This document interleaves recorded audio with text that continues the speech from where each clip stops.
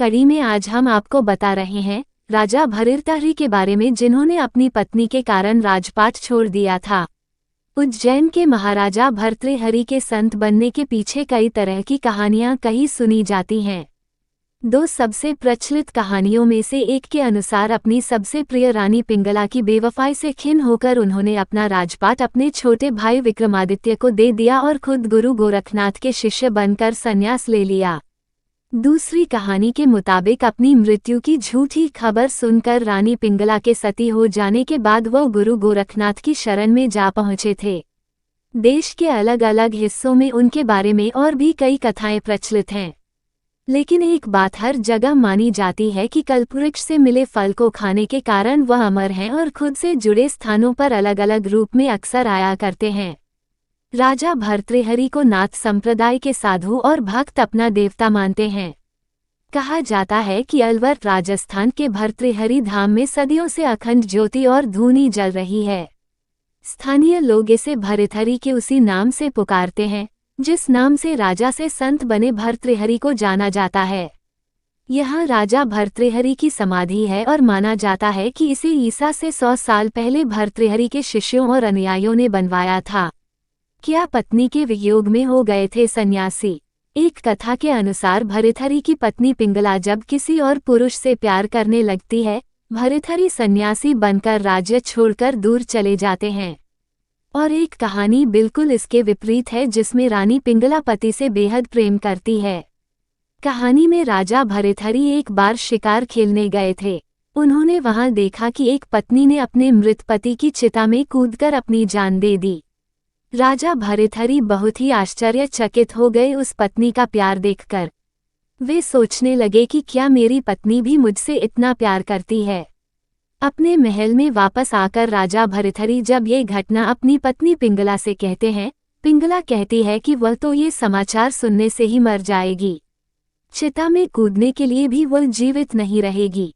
राजा भर्तृहरि सोचते हैं कि वे रानी पिंगला की परीक्षा लेकर देखेंगे कि ये बात सच है कि नहीं। फिर से भर्तृहरि शिकार खेलने जाते हैं और वहां से समाचार भेजते हैं कि राजा भर्तृहरि की मृत्यु हो गई।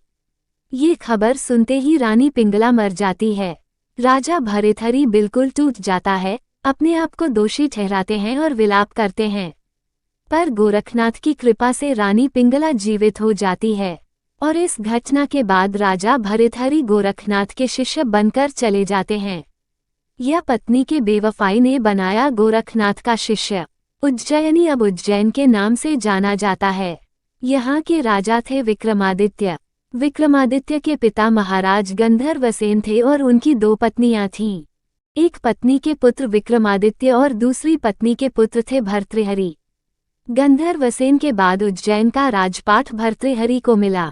क्योंकि भर्तृहरि विक्रमादित्य से बड़े थे, राजा भर्तृहरि की 2 पत्नियां थीं, लेकिन फिर भी उन्होंने तीसरा विवाह किया पिंगला से।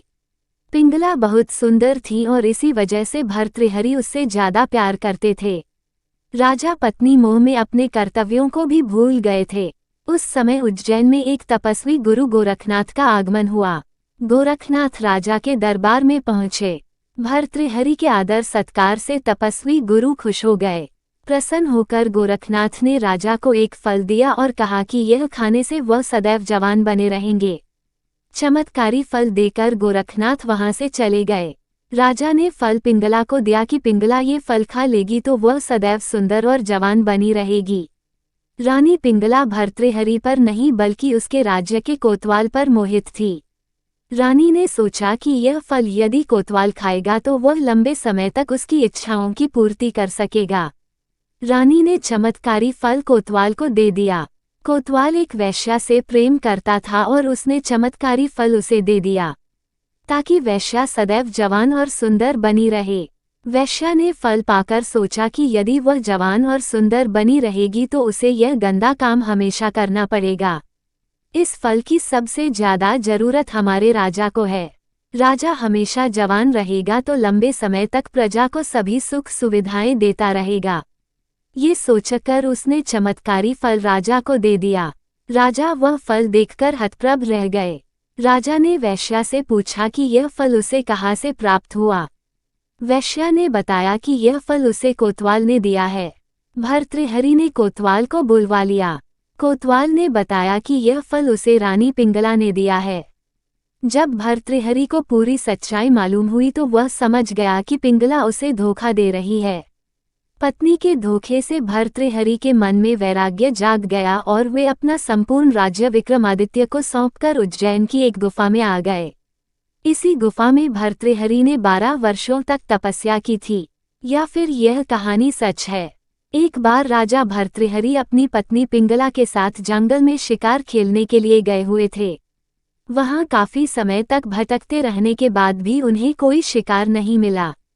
निराश पति पत्नी जब घर लौट रहे थे तभी रास्ते में उन्हें हिरणों का एक झुंड दिखाई दिया, जिसके आगे एक मृग चल रहा था।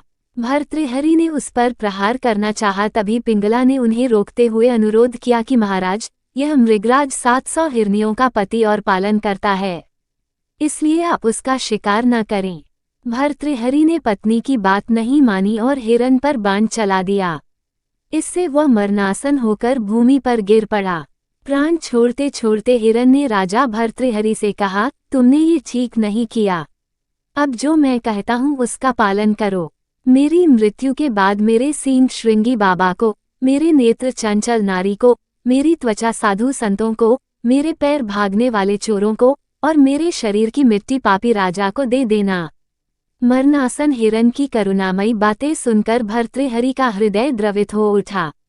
हिरन का शव घोड़े पर लादकर वह मार्ग में चलने लगे। रास्ते में उनकी मुलाकात बाबा गोरखनाथ से हुई। भर्तृहरि ने इस घटना से अवगत कराते हुए उनसे हिरन को जीवित करने की प्रार्थना की।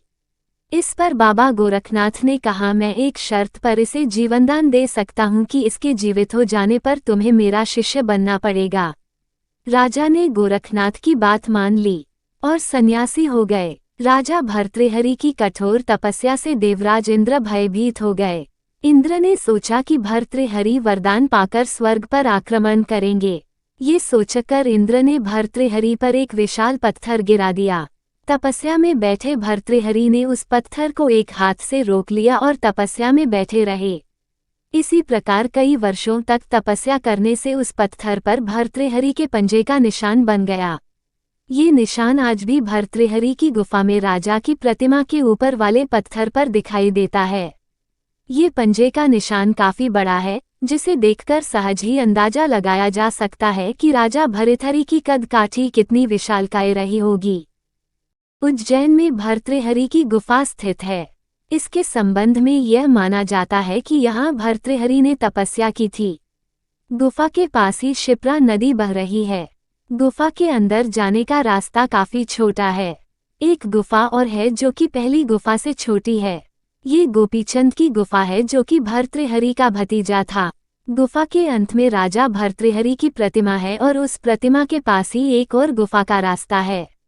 इस दूसरी गुफा के विषय में ऐसा माना जाता है कि यहाँ से 4 धामों का रास्ता है।